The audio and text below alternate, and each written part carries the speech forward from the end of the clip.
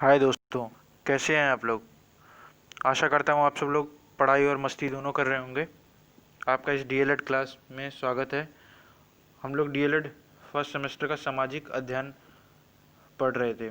इसमें हमने भूगोल की क्लासेस का पहला पार्ट सोलर सिस्टम स्टार्ट कर दिया था, जिसके अंदर हमने ये जानने का प्रयास किया था कि सोलर सिस्टम होता क्या है, खगोलीय पिंड क्या होते हैं, सूर्य क्या होता है, तारे क्यों टिमटिमाते हैं। ये देखिए सौरमंडल था। ठीक। तारे मंडल क्या थे सबसे। ये 9 ग्रह ही से 8 ग्रह क्यों कर दिए गए, प्लूटो क्यों हटा दिया, उसके बारे में हमने पढ़ने का प्रयास किया था। और ये देखा था कि आकाशीय पिंड दो प्रकार के होते हैं। एक तो जो होते हैं खुद की प्रकाश निकालते हैं, और दूसरे होते हैं जो खुद का प्रकाश नहीं निकालते, दूसरों पे निर्भर कहे जाते हैं, जैसे कि प्लैनेट हो गया। ठीक है। और जो सूरज होते हैं, तारे होते हैं, ये खुद का प्रकाश होते हैं, जो कि हाइड्रोजन और हीलियम से मिलके बने होते हैं। ठीक है। ये हमने ट्रिक सीखी थी जिससे हमें सारे नाम याद हो जाएं। ठीक। चलिए तो आगे बढ़ते हैं।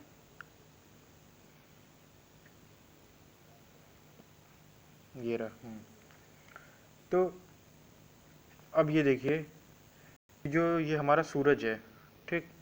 अब इस सूरज में आप ध्यान से देखेंगे, अगर हम एक यूनिट मान लेते हैं कि अर्थ का जो आकार है, जो शेप है, ठीक है, इसका वर्तुल है, जो गोलाकार है, वो एक है, एक यूनिट, एक इकाई मान ली गई है। ठीक है। ये 1.00 लिखा है। तो इसके कंपेयर में देखा जाएगा मरकरी कितना है, ये 0.3 साइज में है। ठीक है। उस इकाई का 0.3 भाग है। अच्छा, वीनस कितना है, मतलब शुक्र ग्रह कितना है, तो ये 0.7 है। ठीक। मार्स कितना है, ये 1.52। अर्थात अगर अर्थ है, तो अर्थ अगर इतना है तो मरकरी कितना है, बुध कितना है, इतना है। वीनस अर्थात शुक्र कितना है, इतना है, 0.72। ये 0.3 हो गया, ये 0.72, मतलब इसका डायमीटर जो ये होता है ना, ये अगर कोई गोला है तो ये, ठीक है, तो ये एक यूनिट हो गया, ये 0.7। मार्स कितना बड़ा है इसके कंपेयर में, ये थोड़ा सा बड़ा है पृथ्वी से। जुपिटर कितना बड़ा है, थोड़ा ज़्यादा बड़ा है, अर्थ से 5 गुना ज़्यादा है। थोड़ा मैं स्पेस कम है इसलिए इतना ही बना रहा हूँ। उसके बाद सैटर्न कितना है, शनि ग्रह कितना है, ये 9 पॉइंट के आसपास, इतना बड़ा है, ज़्यादा है।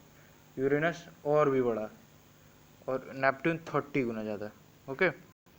तो ये जो नंबर है ना, एक बार देखेंगे ना तो इसकी आपकी दृष्टि क्लियर होगी, आपका ये दूर हो जाएगा शंका कि कितना उनका गोलाकार कितना है, मतलब। ठीक। अब देखिए इनके मून कितने हैं, मतलब उपग्रह कितने हैं। जैसे हमारा पृथ्वी का एक है, चांद, चंद्रमा, तो बाकी सबके कितने हैं, तो बुध का एक भी नहीं है, वीनस का एक भी नहीं है। ठीक है। मतलब बुध और शुक्र ग्रह का एक भी नहीं है। मंगल ग्रह के 2 हैं, पृथ्वी का एक, चंद्रमा है। जुपिटर के कितने हैं, 16 हैं। सैटर्न के कितने हैं, शनि ग्रह के कितने हैं, 22 हैं। यूरेनस के 15 है, नेपट्टून के 2। ठीक है। अब टेम्परेचर देखते हैं, मतलब तापमान कितना है। तो ये देखिए बड़ा हैरानी, ये देखिएगा, इसमें टेम्परेचर भी बहुत ज़्यादा है। देखिए कहाँ, हमारे यहाँ 22 डिग्री सेल्सियस। हमारे यहाँ गर्मियों में जब 45 डिग्री सेल्सियस पार कर जाता है तो हम बोलते हैं भीषण गर्मी पड़ रही है, 40 के पार भी बोलते हैं डिग्री सेल्सियस। यहाँ देखिए 390 डिग्री सेल्सियस, और उल्टा ही -170 डिग्री सेल्सियस भी पड़ता है। तो टेम्परेचर का डिफरेंस, अंतर बहुत ज़्यादा है। ठीक उसी प्रकार वीनस में देखिए टेम्परेचर बहुत ज़्यादा है, 475। चौंकाने वाला ये चीज़ है कि ये जबकि पास में है, मरकरी, बुध ग्रह पास में है, लेकिन शुक्र ग्रह का टेम्परेचर उससे भी ज़्यादा है। ये भी आगे जाने का प्रयास करेंगे क्यों। मार्स का देखिए लगभग -23 डिग्री सेल्सियस, मतलब ठंडा ही है। जुपिटर और ठंडा, -123 डिग्री सेल्सियस। ठीक है। सैटर्न तो पूछ, शनि ग्रह 180 डिग्री सेल्सियस। Uranus -218 degree, 218। फिर ये है -228। ठीक। तो ये हो गया। तो इन फैक्ट्स को एक बार आप नज़र दौड़ा लीजिएगा ताकि पढ़ आपकी अच्छी रहे। ये एक बार यहाँ दृष्टि कर लीजिए, बना लीजिए कैसे कैसे ग्रह दिखते हैं। ये एक एक मिनट, ये कैसे ग्रह दिखाई दे रहे हैं। ये मार्स हो गया आपका, ये मरकरी है। ठीक है, ये वीनस है, ये पृथ्वी है, ये आपका मंगल ग्रह, ये आपका जुपिटर, ये आपका शनि ग्रह, ये आपका यूरेनस, ये आपका नेपट्यून और ये प्लूटो। थोड़ा सा बड़े में दिखा देता हूँ, ये देखिए, ठीक है, ये देखिए यहाँ लिखा हुआ है वीनस, पृथ्वी, मंगल ग्रह, Jupiter, Saturn, Uranus, Neptune, Pluto. ठीक है, तो ये आपके दिमाग में पिक्चर क्लियर हो जाएगी कैसे दिखते हैं ये हमारे सौर मंडल में। ठीक, अब आते हैं इधर। अब देखिए बुध ग्रह से लेकर के एक एक सारे ग्रह के बारे में हल्का हल्का नॉलेज ग्रहण करते चलेंगे। ठीक है, बेसिक कॉन्सेप्ट कम से कम क्लियर हो अब, और ये डीएलएड के लिए पर्याप्त रहेंगे। अब ये है कि सूर्य के जो सबसे अधिक नज़दीक है ना, वो है बुध। कौन सा है? अपना बुध ग्रह। ठीक, ये क्या कारण है इस इधर ना कि दैनिक तापांतर क्यों ज़्यादा रहता है? क्योंकि एक तो ये सबसे ज़्यादा पास में है और इतना ज़्यादा पास में ना कि बस इसको एक सूर्य का एक परिक्रमा करने के लिए सिर्फ 88 दिन ही लगते हैं। मतलब लगभग 3 महीने, जो हमारे पृथ्वी पे 3 महीने होते हैं 90 दिन के आसपास, उससे कुछ ही 1-2 दिन पहले ही ये अपनी एक परिक्रमा पूरी कर लेता है। ठीक है, और इसका ना वायुमंडल नहीं है, जैसे हमारा वायुमंडल है। ठीक है, तो वायुमंडल में दाब पाया जाता है, जो भी तमाम चीज़ें हैं उस पर नहीं जाना चाहूँगा, लेकिन वायुमंडल का अपना महत्व होता है। वो चीज़ यहाँ पाई नहीं जाती। क्यों नहीं पाई जाती? क्योंकि जब सोलर की रेडिएशन, बहुत तगड़ी सोलर की रेडिएशन आती है ना, तो वो क्या करती हैं कि सूरज की वो रेडिएशन उनको समय के साथ ले गई, मतलब वहाँ से गायब कर दिया। वहाँ कोई भी वायुमंडल का अस्तित्व ही नहीं है, जिसके कारण गर्म रात में बहुत ज़्यादा ठंडा हो जाता है। तो इसलिए सर्वाधिक ताप में अंतर है, तापांतर है, और वायुमंडल का अभाव है, पाया नहीं जाता है। और ये जो सबसे छोटा प्लेनेट है बुध ग्रह जो है सबसे छोटा ग्रह है। बुध के पास कोई अपना उपग्रह नहीं है। और इसको क्या कहा जाता है? शुक्र के अतिरिक्त बुध ग्रह को भी प्रातः एवं साय का तारा कहा जाता है, मतलब मॉर्निंग और इवनिंग स्टार कहा जाता है। क्यों कहा जाता है? स्टार का क्या कारण है? स्टार से समझ में आता है, जब सोचते हैं तो वो चमकता है। इसी प्रकार से जो बुध ग्रह है, शनि ग्रह है, ये दोनों चमकते हैं। और ये दोनों ही सूर्य और पृथ्वी के बीच में है। ठीक है, तो कई बार ना ये सूर्य उदय से पहले और सूर्य अस्त के बाद देखे जा सकते हैं, और ये चमकते हुए नजर आते हैं। ठीक है, और ये तारे जैसा प्रतीत होते हैं। यद्यपि ये तारा नहीं है, ये तो एक ग्रह ही है, लेकिन चमकने के कारण हमें ये संज्ञा दी गई है। आगे बढ़ते हैं। शुक्र ग्रह वो है जो पृथ्वी के सबसे नज़दीक है। ठीक है, ये शुक्र ग्रह है, ये सबसे नज़दीक है, और ये द्रव्यमान आकार में ना पृथ्वी के लगभग समान में है। मार्स थोड़ा सा, मंगल ग्रह हमसे थोड़ा सा दूर है, और ये आकार जो है ये हमारे बराबर है। देखा था हमने वहाँ 0.7 था एक का, अगर 1 यूनिट है पृथ्वी की, इसीलिए इसको सिस्टर प्लैनेट भी कहा जाता है। ठीक है, और जितने भी ग्रह हैं ना, उसमें सबसे ज़्यादा चमकीला दिखता है। और ये क्या कारण है चमकीला? क्योंकि इसके अंदर घने बादलों युक्त वायुमंडल है।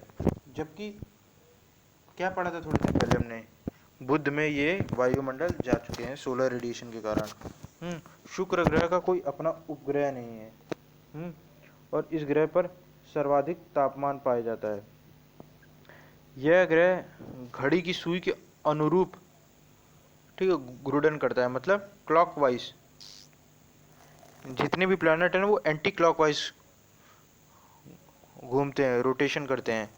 ठीक है, घूर्णन करते हैं, लेकिन यहाँ पे रोटेशन जो होता है वो क्लॉकवाइज डायरेक्शन में होता है। सिर्फ शुक्र और यूरेनस ही ऐसे दो हैं जो पश्चिम रोटेशन करते हैं, घूर्णन करते हैं। ओके, इसलिए सूर्योदय जो है वो पश्चिम दिशा में होता है और सूर्य अस्त पूर्व दिशा में होता है। ठीक, अब मंगल ग्रह पे चलते हैं। मंगल ग्रह ना लाल रंग के कारण लाल रंग का दिखाई देता है, और इस कारण से इसको लाल ग्रह कहते हैं। इसके 2 सैटेलाइट्स हैं, मतलब उपग्रह हैं, जिसको फोबोस और डीबोस, ये याद कर लीजिएगा, फोबोस और डीबोस इनका नाम है। ये इसके दो उपग्रह हैं। और इस ग्रह पे बहुत ऊंची ऊंची पहाड़ियाँ भी हैं, और एक सबसे ऊंची पहाड़ी है जिसका नाम रखा गया है ओलंपस मीनस। ये आप लोग याद रखिएगा, ओलंपस मीनस। और ये ज्वालामुखी पर्वत है, इसमें से ज्वालामुखी निकलता रहता है कई बार। अगला चलते हैं, बृहस्पति मतलब जुपिटर। ये रहा जुपिटर, ये सबसे विशाल है, ठीक है, ये सभी ग्रहों से सबसे विशाल है, और इसको मास्टर ऑफ गॉड्स कहा जाता है, ठीक है, इसको क्या कहा जाता है, मास्टर ऑफ गॉड्स। अच्छा सॉरी यार, एक चीज़ गलती हो गई यार, मेरे को अभी रियलाइज़ हो रहा है, एक बार गलती होगी। ये जो ऊपर मैंने बताया था ना, ये जो यूनिट है, ये इसका रेडियस नहीं है यार। सॉरी सॉरी, एक बार इसको एक बार वापस देख लीजिएगा, ये इसका रेडियस नहीं है, इसका गोलाकार नहीं है, ये दूरी है। पृथ्वी मतलब ये सूरज से कितनी दूरी है, अगर ये माना जाए कि सूरज से अगर ये 1 यूनिट दूरी है, तो जो मरकरी है वो 0.3 यूनिट ही दूर है, मतलब 1 किलोमीटर दूर है, तो सिर्फ 300 मीटर दूर मरकरी है, एक बात मान रहा हूँ ना। अगर ये 1 किलोमीटर दूर है तो ये 700 मीटर दूर ही शुक्र ग्रह है। और मार्स ग्रह 1.5 किलोमीटर दूर है, 5 किलोमीटर दूर है, 9 किलोमीटर दूर है। ये मैं एक ऐसे आपको जल्दी समझने के लिए इतना एक एग्जांपल ले रहा हूँ। अगर मान के चल रहा हूँ 1 किलोमीटर दूर है सन से, ठीक है, तो वही 1 यूनिट कहा गया है। और सबसे दूर नेपट्टून है, 30 किलोमीटर टाइप है ना, 30 यूनिट, जिसको डिस्टेंस इन एस्ट्रोनॉमिकल यूनिट्स कहा जाता है, ठीक है। और सबसे बड़ा ग्रह जो था रेडियस, वो था जुपिटर का। ये थोड़ी गलती हो गई थी, एक बार देख लीजिएगा, एक मिनट। तो हमने देखा कि जो बृहस्पति है वो सबसे विशाल है, ठीक है, और इसको मास्टर ऑफ गॉड्स कहा जाता है। इसका द्रव्यमान शेष सभी ग्रहों के सम्मिलित द्रव्यमान से भी अधिक है, ठीक है, ये अच्छा पॉइंट है। और इसके अंदर मुख्य हाइड्रोजन और हीलियम गैस है, मीथेन भी पाई जाती है। ये सवाल बहुत बार पूछा जाता है, मीथेन, तो ये आपको याद रखना है, मीथेन गैस ज़्यादा मात्रा में जुपिटर अर्थात बृहस्पति पे है। और इसके टोटल 28 प्राकृतिक उपग्रह हैं। कितने हैं? 28 उपग्रह। और ये सिर्फ हमें ज्ञात है, क्या पता ज़्यादा हो लेकिन हमें मिला ना हो। अभी फ़िलहाल जितनी जानकारी है वो है 28। ओके, ये देख लीजिए एक बार, देखिए धरती का है, मून, मार्स के दिखा रखे हैं दो। फिर जैसे मैंने आपसे पहले कहा रखा था कि मार्स और जुपिटर के बीच में एस्ट्रॉयड बेल्ट आता है, मतलब वो छोटे ग्रह, क्षुद्र ग्रह, वो हैं क्षुद्र ग्रह। फिर जुपिटर है, इसके 2-3 एग्जाम्पल दे रखे हैं, इनकी सैटेलाइट्स हैं, ठीक है, जो इसके चक्कर लगाती है। फिर सैटर्न के बहुत सारे दे रखे हैं शनि ग्रह के, ये देखिए यूरेनस का दे रखा है, ठीक, ये नेपट्यून का दे रखा है, ये प्लूटो का दे रखा है। ओके, चलिए बहुत सही, आगे अब शनि ग्रह के बारे में चर्चा करते हैं। शनि ग्रह के बारे में ये है कि गैसों का गोला कहते हैं। अपने तीव्र घूर्णन मतलब रोटेशन के कारण ये सौर परिवार का सबसे चपटा ग्रह है, ठीक है, इस पे छल्ले भी पाए जाते हैं। देखिए शनि ग्रह के चारों ओर 3 वलय हैं, 3 छल्ले हैं। वलयों को नंगी आंखी से नहीं देखा जा सकता, ठीक है। फिर उसके बाद इस छल्ले का विलय रूप विशेषता के कारण शनि ग्रह का ये आकाशगंगा सदृश ग्रह, मतलब गैलेक्सी लाइक प्लैनेट, क्योंकि जब आप गैलेक्सी के बारे में आगे देखेंगे ना, तो वो भी इन्हीं छल्लों के प्रकार की तरह दिखता है, चमकीला, सुंदरता जो बढ़ाता है, चमकता दमकता। और इस ग्रह के सर्वाधिक 30 उपग्रह हैं। कितने उपग्रह हैं? 30 उपग्रह हैं, सबसे ज़्यादा, ये याद रखिएगा। और सबसे बड़े उपग्रह का नाम है टाइटन। क्या नाम है? टाइटन। ओके, अब आप बात करते हैं उपग्रह पे। अब जो उपग्रह है ये क्या है? ये अंग्रेजी में एक शब्द है जिसको सैटेलाइट कहते हैं, ठीक है, जिसका अर्थ होता है कि साथी या सहचर, आसपास में एक दोस्त, मित्र। और इसकी खासियत क्या है कि ये ना अपने ग्रह का तो चक्कर लगाता ही लगाता है, और क्योंकि ग्रह सूरज के चक्कर लगा रहा है, अपने तारे के चक्कर लगा रहा है, तो ये भी इनडायरेक्टली किसके चक्कर लगाएगा? सूरज के चक्कर लगाएगा। जैसे चंद्रमा पृथ्वी का एक उपग्रह है ना, तो वो पृथ्वी की परिक्रमा तो करता ही करता है, लेकिन साथ में सूरज की भी परिक्रमा कर लेता है। और बुध, ये फैक्ट याद रखना है, बड़ा अच्छा पॉइंट रखा है। बुध व शुक्र को छोड़कर सभी ग्रहों को के एक या उससे अधिक उपग्रह हैं, जैसा ऊपर हमने डिस्कस किया। ठीक है, अब जो तारा है ना, हमने क्या कहा था, तारा वो खगोलीय पिंड है जिसका अपना प्रकाश व ऊष्मा हो। ठीक है, डिस्कस कर लिया हमने, बातचीत चर्चा कर ली। ग्रह क्या है, वह खगोलीय पिंड है जो सूर्य की परिक्रमा निश्चित पथ पर करता है और दूसरे की कक्षाओं का अतिक्रमण न करे। ये देखिए डेफिनेशन आपको लिखने में याद काम आएगी। ठीक है, कई बार आपको लिखना रहेगा। तो परिचय देने में ये आपको काम देगी कि ग्रह क्या है, ये एक ऐसा खगोलीय पिंड है जो सूर्य के चारों तरफ चक्कर लगाता है, परिक्रमा करता है निश्चित पथ पे, पथ चेंज नहीं करता, निश्चित पथ पे करता है, और दूसरे ग्रह की क्या करता है, कक्षा, दूसरे ग्रह की ऑर्बिट को अतिक्रमण, मतलब उसको काटता छाटता उसके कक्षा में नहीं घुस जाता है। तो ये आप याद कर लीजिएगा। उपग्रह क्या है फिर भाई, उपग्रह का मतलब है खगोलीय पिंड।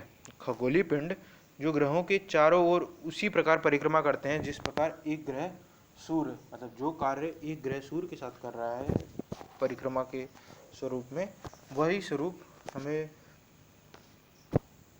देखा जाता है उपग्रह का उसके ग्रह के प्रति। ठीक, आगे बढ़ते हैं। अब देखिए पृथ्वी, सॉरी चंद्रमा, चंद्रमा के बारे में पढ़ देते हैं। देखो चंद्रमा जो है ना वो एकमात्र उपग्रह है, सॉरी यार एक बार आई रिपीट, पृथ्वी है ना, पृथ्वी का एकमात्र उपग्रह है वो चंद्रमा है, जिसका व्यास पृथ्वी के व्यास के लगभग 1/4 है, 1/4 है। ठीक, कोई दिक्कत है ना, नहीं। आगे, पृथ्वी के पास ना होने, ये बहुत पास में, बहुत समीप में है। ठीक, इसलिए बड़ा दिखाई देता है। हमने ऊपर देखा था कि जो चीज़ पास में होती है वो थोड़ा बड़ा दिखाई देती है, यही अगर बहुत दूर होता है तो हमें छोटा दिखाई देता है, जैसे तारे छोटे हैं। ठीक, अब इसकी दूरी कितनी है भाई, तो ये है 3 लाख के आसपास, मतलब 385,005 किलोमीटर है। की संख्या एक बार देख लीजिएगा, कई बार इफेक्ट के रूप में यहाँ से निकाला जा सकता है सवाल। आगे, चंद्रमा द्वारा परावर्तित प्रकाश पृथ्वी तक 1.25 सेकंड में, मतलब जो रोशनी निकली है, अब ये रोशनी याद रखिएगा, ये चांद की खुद की रोशनी नहीं है, ये रोशनी पहले सूरज की चांद तक पहुंची है, और फिर वहाँ से वो रोशनी जो रिफ्लेक्ट करके हमारे पास आ रही है पृथ्वी पर, वो 1.25 सेकंड में लगभग पहुंच जाती है। तो कैसे, ये डिस्टेंस आपके पास है, स्पीड तो आपको पता ही है कि एक लाइट की, एक रोशनी की स्पीड कितनी होती है, प्रकाश की स्पीड होती है 3 × 10⁸ तो आप speed equals to distance upon time, speed equals to distance upon time, तो स्पीड भर दीजिए, डिस्टेंस भर दीजिए, आपका टाइम आ जाएगा। टाइम कितना आएगा इस हिसाब से, आएगा आपका टाइम 1.25 सेकंड।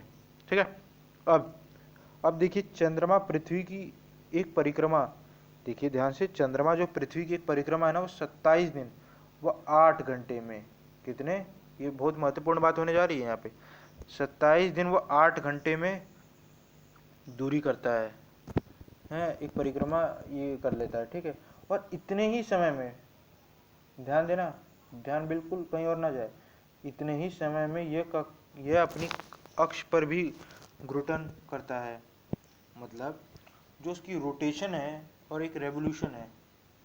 ठीक है, एक है रोटेशन, एक है रेवोल्यूशन, अर्थात एक है परिक्रमा, एक है घूर्णन। तो ये जो दोनों चीज़ें हैं, इन दोनों का लगभग समय जो है ना वो 27 दिन वो 8 घंटे है, जिसके कारण से ये जब हमने क्लास स्टार्ट किया था पिछले लेक्चर में, तो उसमें हमने बात किया था कि एक भाग क्यों दिखाई देता है, उसका जवाब देखिए आपको मिल गया, सदैव एक ही भाग दिखाई देता है। ठीक है, चलिए, और आगे है, चंद्रमा पर न पानी न है वायु। ठीक है, कोई पानी नहीं, कोई नहीं वायु, इसलिए कहा जाता है कि संभव नहीं है उधर पे लाइफ जैसी पृथ्वी पे। ये देखिए, अब वही सवाल जो हम लोग कर रहे थे, पृथ्वी पर जीवन है, अन्य ग्रह पे क्यों नहीं। ठीक है, तो आप सोच के बताइए, कमेंट में लिखिएगा। कुछ तो वैसे आपको आइडिया है ही कि क्या है, कि जैसे कि एटमॉस्फेयर ही नहीं है, जैसे मंगल ग्रह पे तो भाई एटमॉस्फेयर ही नहीं है, सॉरी मंगल के बारे में तो उसमें थोड़ा है, लेकिन जैसे जुपिटर में क्या है, जुपिटर में ज़्यादा मीथेन है, मीथेन लाइफ के लिए दिक्कत है। फिर आपका जो बुध और शुक्र ग्रह है वहाँ पे गर्मी इतनी ज़्यादा पड़ती है कि टेम्परेचर बहुत हाई है, तो वो वाला पॉइंट जो ऊपर डिस्कस किया था वो आ सकता है यहाँ पे, ठीक है। कि तापमान बहुत ज़्यादा है, एटमॉस्फेयर कई बुध ग्रह से तो गायब है सोलर रेडिएशन के कारण।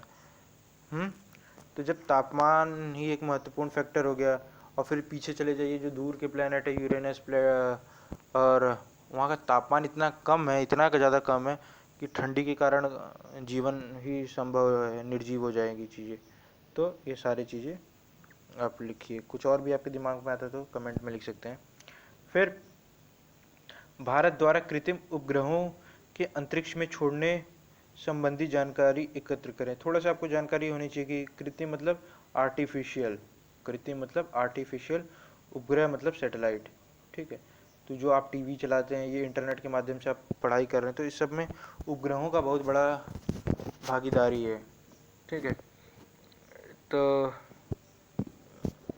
जियो स्टेशनरी सैटेलाइट आपने पढ़ा होगा, पोलर सैटेलाइट, पोलर उपग्रह, अभी चंद्रयान और भी तमाम मिशन है हमारे इसरो द्वारा। तो इसरो और नासा के बारे में भी हम बाद में पढ़ेंगे अंतिम के चैप्टर में, तो इसके बारे में थोड़ी आप जानकारी इकट्ठा कर लेना है। वैसे इसके बारे में थोड़ा सा मैं बाद में जानकारी दूंगा आखिरी के चैप्टर में। अब आगे बढ़ते हैं। एस्ट्रॉयड, बहुत सही, एस्ट्रॉयड्स, क्षुद्र ग्रह। क्षुद्र ग्रह के बारे में चर्चा करूं इससे पहले आप देख लीजिए कि पाए कहाँ जाते हैं, ठीक है। पाए कहाँ जाते हैं ये देखिए, ध्यान से देखिएगा मैं क्या कह रहा हूँ। ये कि मंगल ग्रह, मार्स, और ये है आपका जुपिटर। मंगल और जुपिटर के बीच में ये एक देख रहे हैं, ये जो जा रहा है ये है क्षुद्र ग्रह। इसको कहा क्या गया इंग्लिश में, एस्ट्रॉयड बेल्ट्स। ये क्या है, ये एक तरीके से ऐसा समझ लीजिए कि ये वो ऐसे टुकड़े हैं, ये वो पिंड हैं जो सही से कोई प्लेनेट का रूपांतरण में रूप नहीं ले धर पाए, ठीक है। जब हमारे सारे प्लेनेट ग्रह बने तब कुछ ऐसी चीज़ें थी जो नहीं बन पाई, तो वो इस वाले ऑर्बिट में घूमती रहती हैं, इस वाले कक्षा में घूमती रहती हैं, ठीक है। और ये पत्थर के टुकड़े कभी कभी पृथ्वी के पास भी आ जाते हैं, कभी कभी गिरते भी हैं, और हालांकि पास से होकर के गुजर जाते हैं। तो जो ये हैं इनको क्षुद्र ग्रह का नाम दीजिए, क्योंकि पूर्णतः ग्रह का रूप नहीं, स्वरूप नहीं ले पाए, ठीक है। देख एक पिक्चर यहाँ लगा रखी है, पत्थर टाइप दिख रहा है, ये पत्थर अपने आप में बहुत विशालकाय होगा, ठीक। तो अब पढ़ते हैं कि मंगल और बृहस्पति, देखा हमने मंगल और बृहस्पति, ठीक है। मंगल और बृहस्पति की कक्षाओं के बीच में विशाल अंतराल में उनके छोटे छोटे पिंड हैं, छोटे छोटे पिंड हैं, ठीक है। सही है, इतना हमने देख लिया था। इन्हें क्षुद्र ग्रह कहते हैं, और ठीक है ग्रह कहाँ कहते हैं। प्रत्येक क्षुद्र ग्रह ही अपनी ही कक्षा है, सबका अपना अपना कक्षा है, ठीक है, जो कि एक विशाल क्षेत्र में अवस्थित है। ऐसा विश्वास है कि क्षुद्र ग्रह कि वह खंड है जो किसी कारण, ध्यान देना, किसी कारण ग्रह का रूप नहीं ले पाए, ठीक है। चलिए बहुत बढ़िया। अब आगे एक बार देख लीजिए, दिमाग में आ जाएगा, ठीक है। चलिए अब अगर धूमकेतु, पुच्छल तारा, मतलब नाम से ही पता चल रहा है पूछ में कुछ तारा होगा, मतलब तारा से क्या मतलब आता है, तारे का मतलब ही चमक से है, ठीक है। भाई तारे और ग्रह में क्या फ़र्क था, यही तो फ़र्क था कि दोनों में चमक नहीं है, उसकी खुद की ऊर्जा, इसमें ऊर्जा नहीं है, तो उसी से है। इसको इंग्लिश में कॉमेट कहा जाता है। अब ये है क्या, इसके बारे में पढ़ते हैं। ये क्या है ना, बहुत छोटे आकार के खगोलीय पिंड है, ठीक है, जो दीर्घ वृत्तीय, मतलब इनका जो रोटेशन, जिस जिस कक्षा में ये घूम रहे हैं ना पृथ्वी सूरज के चारों तरफ, ये बहुत बड़ी कक्षा है, ठीक है। तो ये जो है सूर्य के परिक्रमा ये भी कर रहे हैं, ठीक। भाई क्यों नहीं करेंगे, क्योंकि ग्रेविटेशन है, हमने पढ़ा था, तो ग्रेविटेशन है। और ये केवल तभी दृष्टिगोचर होते हैं जब ये सूर्य के बहुत निकट आते हैं, ठीक है, बाकी हमें इतना पता नहीं चलता है। और इसकी छोटी चमत्कार शीर्ष, हेड है, और इसके पीछे एक लंबी पूंछ है, ठीक है। धूमकेतु की पूंछ सदैव सूर्य के विपरीत दिशा में रहती है, ठीक है। ये अगर सूरज है तो ये है, और ये इसकी पूंछ है, ये चमक रहा है, और ये पीछे ये है, ठीक है। हेली हेली एक ऐसे नाम दे रखा है हमने किसी एक धूमकेतु का, ठीक है। बहुत सारे ऐसे हैं, तो एक जो जिनसे हम परिचित हैं, जिनके बारे में खोज रखी, उसका नाम रखा है एक हेली, ये नाम याद रखना।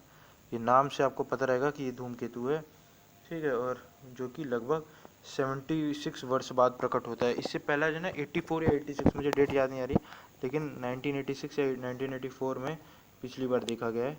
इससे 76 प्लस कर दीजिए तो तब दिखाई देगा 50 के आसपास, 2050 में के आसपास दिखाई देगा, ठीक है। अब इसकी एक बार फोटो देख लेते हैं, दृष्टि थोड़ी सी हमारी।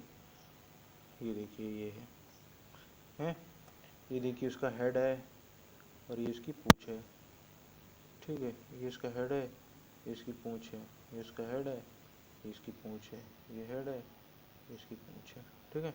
Doubt clear? कोई दुविधा, कोई परेशानी, कोई संकट नहीं होनी चाहिए, ठीक है। हो तो कमेंट में लिख देना, निवारण करने का प्रयास किया जाएगा। अब आ गए उल्का और उल्का पिंड। क्या इसके बारे में एक बार बात किया था हमने, ये क्या है? हाँ, टूटता हुआ तारा, ठीक है। तो ये क्या है कि ना, आप ऐसा मान लीजिए कि बहुत सारे पत्थर टाइप जो पिंड बार बार कह रहे हैं, ये ऐसे अंतरिक्ष में घूम रहे हैं, सूरज के चारों तरफ चक्कर वक्कर लगा रहे हैं। तो कभी कभी क्या होता है ना कि ये जैसे पृथ्वी के इतने पास में आ गया कि पृथ्वी अपनी गुरुत्वाकर्षण से इसको अपनी तरफ खींचने लगती है। जब खींचेगी तो ये हमारे पृथ्वी में गिरने लगेंगे। लेकिन आपको पता है कि फ्रिक्शन भी नाम की चीज़ होती है, ठीक है। तो फ्रिक्शन से क्या होता है ना, जिसको घर्षण कहते हैं हिंदी में, तो ये घर्षण या फ्रिक्शन के कारण क्या होगा कि स्पीड इतनी ज़्यादा होती है कि वो जलना शुरू कर देते हैं, ठीक है।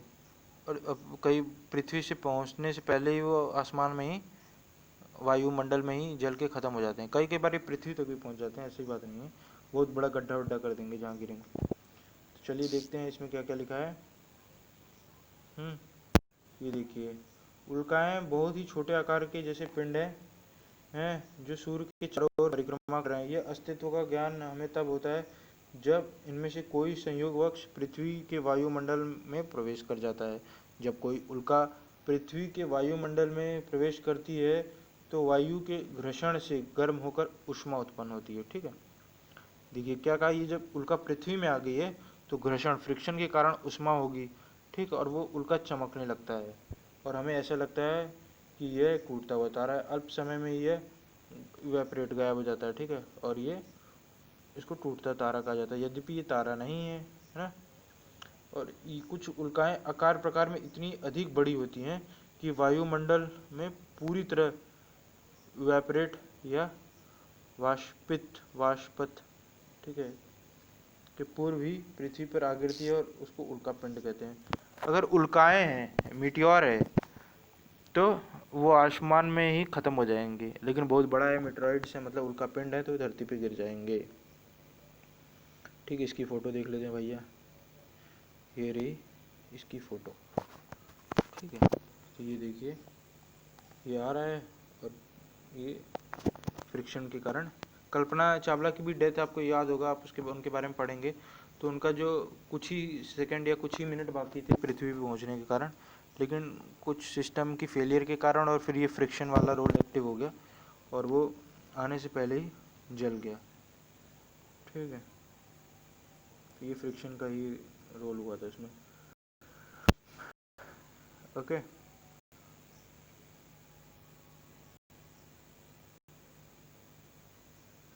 अब पढ़ेंगे हम तारा और तारामंडल, ठीक है।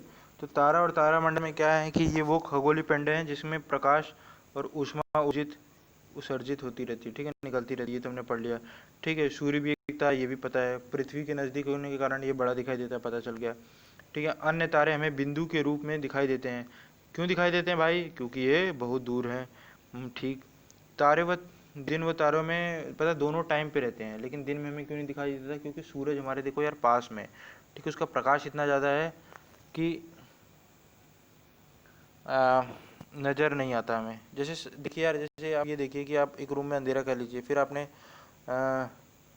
मोबाइल की लाइट जला रखी है, ठीक है। अच्छा छोड़िए, हम मोबाइल की लाइट जला रखें लेकिन रोशनी जैसी आ गई, घर की बिजली चालू कर दी तो रोशनी के थोड़ा कम फर्क लगने लगता है। ये दूसरा है कि जैसे आपने अपना मोबाइल की ब्राइटनेस बहुत कम कर रखी है, ठीक है, तो एक अंधेरे रूम में तो दिखाई देगा, लेकिन आप जैसे ही प्रकाश में जाएंगे, सूरज की रोशनी में जाएंगे, तो कम ब्राइटनेस में आपको लगेगा कि यार मेरा तो मोबाइल बंद ही है, ठीक है। तो वो सेम फंडा काम कर रहा था। अब एक और चीज़ है, यहाँ पे एक पॉइंट बहुत अच्छा है कि ना ध्रुव तारा सदैव उत्तर की दिशा में चमकता है, इसके किरणें उत्तरी ध्रुव पे 90 कोण बनाती हैं। चलिए यार इसको एक बार समझ लेते हैं, ठीक है, क्यों ऐसा होता है कि ये। अब देखिए, जैसे ये मान लीजिए कि ये आपकी धरती है, ठीक है, ये आपकी धरती है, ये वाली आपकी धरती है, ठीक है, और ये ध्रुव तारा है नॉर्थ पोल, और ये कोई नॉर्मल तारा है, ये आप हैं, ये भी आप हैं। तो ये सोचिए, जब आप इधर धरती जब दिन रहेगा, मान लीजिए सूरज इधर है, ठीक है, ये आपका नॉर्थ पोल, ये साउथ पोल, तो जब आप दिन में इधर से देख रहे हैं, मान लीजिए सपोज करिए सूरज को बैठा दीजिए, ये अगर तारा इधर पे जब आप रहेंगे, इधर तारा देखेंगे तो ये तारा इधर नज़र आएगा, ठीक है, लेकिन जब धरती गोल घूम करके इधर आएगी तो ये तारा थोड़ा पास में आएगा, ठीक है। तो कुल मिला के धरती से देखेंगे तो तारा ये डिसबैलेंस जो आज यहाँ दिखाई दे रहा है, शायद कल को इधर नज़र आए, कहीं और नज़र आए। क्यों? क्योंकि आपका रोटेशन हो रहा है, ठीक है, आपकी पृथ्वी घूम रही है अपनी जगह पे, अपनी धुरी पे। लेकिन अगर आप यहाँ पे हैं, अगर आप ये हैं नॉर्थ पोल पे खड़े हैं, तो कितना भी घूमें ये स्ट्रेट लाइन में तो वो चीज़ तो वहीं पे नज़र आएगी ना, सामने ही, क्योंकि उसी दिशा में, और घूम रहे हैं तो मैं अपने ही जगह पे जैसे गोल गोल घूम रहा हूँ, ठीक है, मैं अपनी जगह पे एक तरीके से स्थिर खड़ा हूँ, इसलिए ये अपनी जगह पे ही दिखाई देगा। और ये नॉर्थ पोल पुराने टाइम में और आज भी रात में कई जगह ये हमें नॉर्थ दिशा का, उत्तर दिशा का ज्ञात करने में मदद करता है, ठीक। चलिए बहुत सही। ये देखिए, अब तारामंडल पढ़ते हैं। तारा तो हमें पता चल गया, तारे क्यों टिमटिम दिखाई देते हैं, ये भी पता चल गया, तारे टिमटिमाते हैं क्यों, ये पता चल गया। अब देखिए तारामंडल क्या है, तारामंडल को कॉन्स्टलेशन कहा जाता है। कॉन्स्टलेशन मतलब बहुत सारे तारामंडल एक साथ समूह में रहेंगे ना, तो आप जब पृथ्वी से देखेंगे ना तो कुछ आकार लेके दिखाई देगा, ठीक है, विशेष आकृति नजर आएगी इसमें, ठीक है। तो इसको ही कहा जाता है कि तारामंडल है। ये हमने अपने मन से बना रखे हैं काफ़ी चीज़ें कि ये ऐसा प्रतीत हो रहा है, अलग आदमी को अलग दिख सकता है। जैसे कि आपने नाम सुना होगा सप्तऋषि तारामंडल, ठीक है, हैं बिग, ये रहा बिग डीपर उर्सा मेजर, इस तरीके का। और जो ये दिख रहा है ना, इसकी रोशनी में अगर सामने देखेंगे ऐसे, तो यहाँ कहीं पे होगा पोल स्टार मतलब ध्रुव तारा, ठीक है, ऐसे तमाम है। ये देखिए नक्षत्र जिसे कहा जाता है, इसी से बनाया जाता है, ठीक है। अब आगे देखते हैं, करोड़ों तारामंडल, बहुत सारे तारा मिलकर के एक आकाश गंगा, गैलेक्सी, ठीक है, इंग्लिश में गैलेक्सी कहते हैं, आकाश गंगा का निर्माण करते हैं। हमारी गैलेक्सी का क्या नाम है? मिल्की गंगा, मिल्की वे। है, तो ये हो गया। मंदाकिनी नाम है, मिल्की वे जो है इसका नाम है मंदाकिनी। आकाश गंगा में हमारी सौरमंडल स्थित है। यह सर्पिलाकार है, ठीक है, देख लेना शब्द। इस रात्रि के समय आकाश के तारों का समूह एक धूधिया पतली सी दिखाई देता है, जिसको मिल्की वे, जो मैं कहता है मिल्की वे, ठीक है, मिल्क के दूध की तरह दिखाई देता है, इसका नाम है मिल्की वे। लाखों, बहुत सारी आकाश गंगा, मतलब ऐसे हजार, बहुत सारे तारे, करोड़ों तारे मिलके ऐसे आकाश गंगा बना रहे हैं, और ऐसे बहुत सारे लाखों आकाश गंगा मिल करके, जहाँ से हमने चैप्टर स्टार्ट किया था कि ब्रह्मांड करते हैं, ठीक है। तो ये पिक्चर हमें बहुत अच्छे से दिखा रहा है कि ये देखिए हमारी पृथ्वी, हम पहले छोटे से आदमी, फिर पृथ्वी है। इस पृथ्वी किसके अंदर है? सौरमंडल है। सौरमंडल मतलब आकाश गंगा के अंदर, आकाश मतलब ब्रह्मांड के अंदर।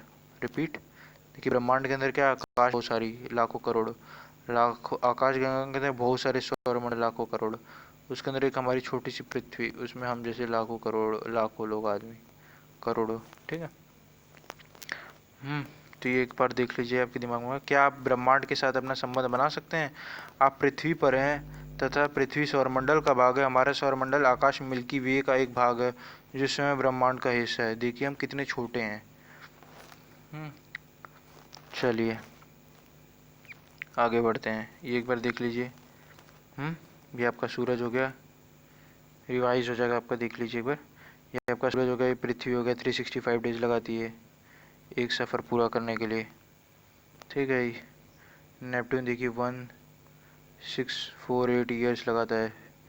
ये 687 मार्स, ये 29.5 84 ईयर्स। तो ये देख लीजिएगा एक बार।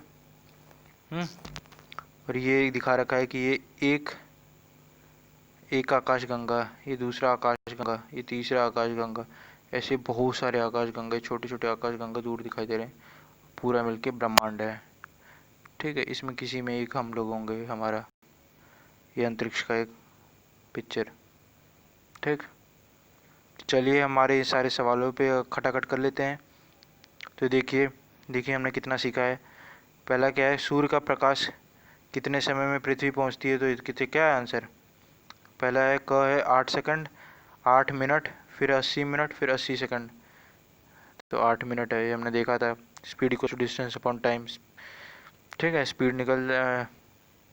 टाइम निकल जाएगा, स्पीड पता है, डिस्टेंस पता है, और ये वैसे फैक्ट याद कर लीजिए, निकालने की जरूरत नहीं है।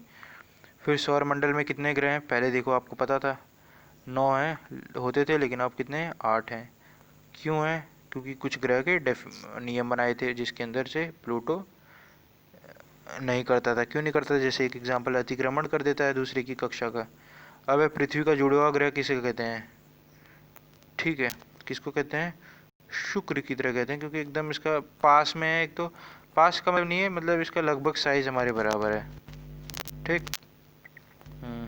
फिर किन ग्रहों की कक्षाओं के बीच में क्षुद्र ग्रह पाए जाते हैं? तो ये क्या है बताइए। ये आंसर मंगल और बृहस्पति। ठीक है, फिर ये वाला हमने सवाल तो कर ही लिया था। हम हमेशा चंद्रमा का एक भाग को क्यों देख पाते हैं? क्योंकि दोनों का रोटेशन रेवोल्यूशन का सेम पीरियड है, 27 दिन के आसपास है। ठीक है, सौर मंडल की डेफिनेशन हमने देख ली थी। इसके अंदर पूरा सौर परिवार के बारे में लिख देना है, जैसे कि तारे हैं, इसमें सूरज है, इसमें ग्रह है, क्षुद्र ग्रह है। ये सारी चीज़ें आ जाएंगी। ग्रह और तारे में क्या है कि एक की ऊष्मा खुद का उत्पन्न कर सकता है, दूसरा उत्पन्न नहीं कर सकता। ठीक है, आगे बढ़ते हैं। फिर ये है लास्ट सवाल कि सूरज परिवार का सबसे बड़ा ग्रह, तो ये है बृहस्पतिवार, और सॉरी बृहस्पतिवार का नाम बृहस्पति। चलिए कोई नहीं। सूर्य का सबसे दूर स्थित ग्रह कौन सा है?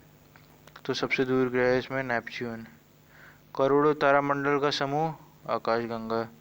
सर्वाधिक तापांतर वाला ग्रह बुध ग्रह। ठीक है, चलिए। तो ये चैप्टर आज यार ये 30 मिनट से ज़्यादा निकल गया समय। मैंने कोशिश करता था कम में ही हो, चलिए कोई बात नहीं। आशा करता हूँ इसमें सारे चीज़ें समझ में आई होगी, आपका कॉन्सेप्ट काफ़ी क्लियर हुआ होगा। अगर आपको कोई दिक्कत हो तो कमेंट बॉक्स में अवश्य मेंशन करें। और एक चीज़ और, वीडियो आपको अच्छी पसंद आए तो लाइक करें, नहीं पसंद आए तो डिसलाइक करें, और डिसलाइक क्यों किया है उसके बारे में ज़रूर बताएं, ताकि आगे की वीडियो में मैं उसको सुधार कर सकूँ, भूल सकूँ। आपने इतने पेशेंस के साथ सुना, बहुत बहुत धन्यवाद।